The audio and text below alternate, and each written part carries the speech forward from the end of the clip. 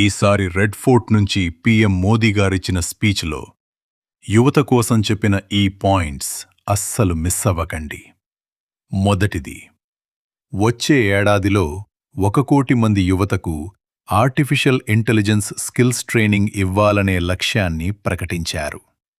రెండోది, పేద మరియు మిడిల్ క్లాస్ స్టూడెంట్స్ కోసం ఫ్రీ ఆన్లైన్ కోచింగ్ అందించే దిశగా చర్యలు తీసుకుంటామని చెప్పారు.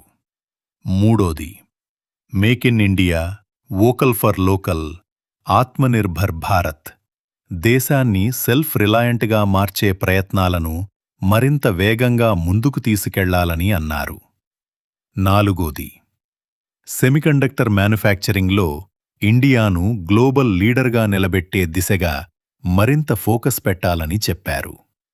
ఐదోది, దేశే ఎనర్జీ సెక్యూరిటీ కోసం న్యూక్లియర్ పవర్ కెపాసిటీని భారీగా పెంచే లక్ష్యం గురించి మాట్లాడారు.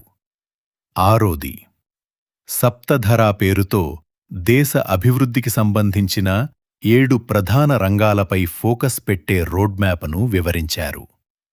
ఇక అన్నింటికంటే పెద్ద విజన్ 2047 నాటికి వికసిత్ భారత్, డెవలప్డ్ ఇండియా. ఈ స్పీచ్లో మీకు ఏ పాయింట్ ఎక్కువగా నచ్చింది? కమెంట్లో చెప్పండి. జై హింద్.